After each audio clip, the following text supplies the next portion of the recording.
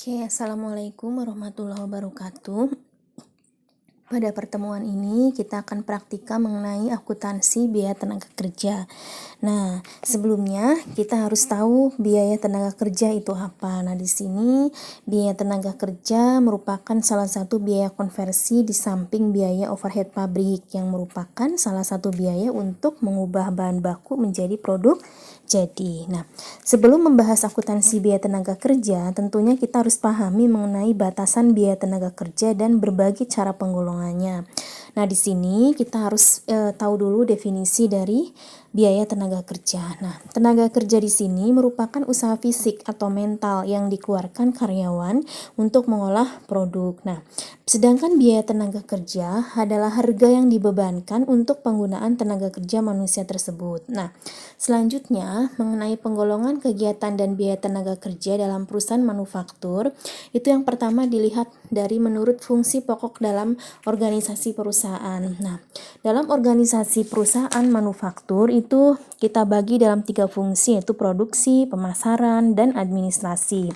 Nah, selanjutnya penggolongan menurut kegiatan departemen-departemen dalam perusahaan, misalnya departemen produksi suatu perusahaan kertas contohnya ya, terdiri dari departemen bagian pulp, bagian kertas, dan bagian penyempurnaan. Nah, selanjutnya penggolongan menurut jenis pekerjaannya. Nah, dalam suatu departemen, tenaga kerja dapat digolongkan menurut sifat pekerjaannya.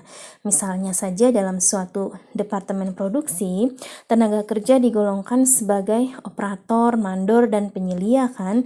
Nah, dengan demikian, biaya tenaga kerja juga digolongkan menjadi upah operator, upah mandor, dan upah penyelia. Nah, tentunya di sini penggolongan biaya tenaga kerja semacam ini itu digunakan sebagai dasar penetapan diferensiasi upah standar kerja. Nah, selanjutnya penggolongan menurut hubungannya dengan produk. Nah, dalam hubungannya dengan produk, tenaga kerja dibagi menjadi tenaga kerja langsung dan tenaga kerja tidak langsung. Nah, tenaga kerja langsung itu adalah semua karyawan yang secara langsung tentunya ikut serta dalam memproduksi produk jadi, yang jasanya dapat diusut secara langsung pada produk dan upahnya merupakan bagian yang besar dalam memproduksi produk. Ya kan? Nah, sedangkan tenaga kerja tidak langsung dapat diusut pada produk disebut tenaga kerja tak langsung. Ya, upah tenaga kerja tidak langsung disebut juga kita biaya tenaga kerja tak langsung dan merupakan unsur biaya overhead pabrik. Oke, selanjutnya mengenai akuntansi biaya tenaga kerja. Nah, biaya tenaga kerja itu dapat dibagi ke dalam 3 golongan, ya kan?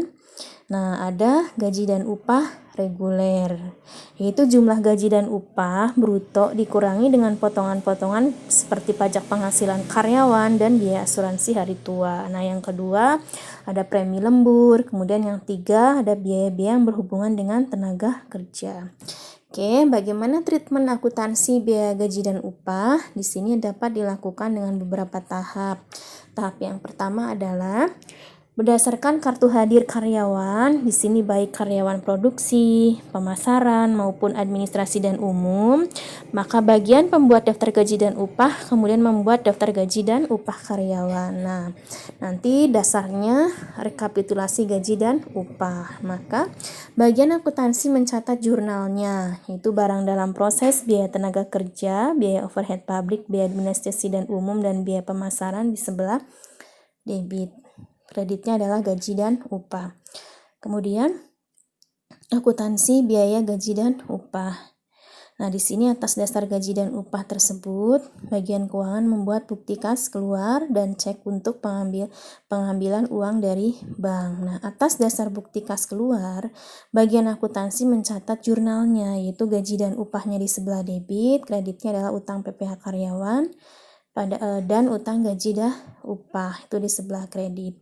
Selanjutnya, tahap yang ketiga, setelah cek diuangkan dan uang gaji di sini ya, uang gaji dan upah sudah dibayarkan, karyawan sudah tanda tangan daftar gaji dan upah. Atas dasar gaji dan upah yang telah ditandatangan karyawan, kemudian bagian akuntansi membuat jurnal utang gaji dan upahnya di sebelah debit, kemudian kreditnya adalah kas. Nah, tahap yang terakhir adalah pada saat penyetoran PPh karyawan ke kas negara di jurnal oleh akuntansi, itu utang PPh karyawan di sebelah debit dan kasnya adalah di sebelah kredit. Nah, terkait dengan premi lembur di sini, perlakuan terhadap premi lembur dapat ditambahkan pada upah tenaga kerja langsung dan dibebankan pada pekerjaan atau departemen tempat terjadinya lembur tersebut. Nah, selanjutnya terkait dengan biaya-biaya yang berhubungan dengan tenaga kerja, di sini ada set up time. Nah, ada 3 cara perlakuannya terhadap biaya pemula. Yang pertama dimasukkan ke dalam kelompok biaya tenaga kerja langsung. Yang kedua dimasukkan sebagai unsur biaya overhead pabrik. Ya, di sini jurnalnya adalah biaya overhead pabrik sesungguhnya di sebelah debit dan kreditnya adalah kas, utang dagang, dan persediaan di sebelah kredit. Kemudian yang ketiga dibebankan kepada pesanan yang bersangkutan. Selanjutnya idle time. Nah, idle time di sini biasanya pabrik yang mengalami hambatan terjadinya kerusakan mesin atau kekurangan pekerjaan. Nah, di sini barang dalam proses biaya tenaga kerja langsung di sebelah debit, BOP sesungguhnya di sebelah debit, dan kreditnya adalah gaji dan upah. Oke, kita lanjut ke contoh akuntansi tenaga kerja, gaji, dan upah.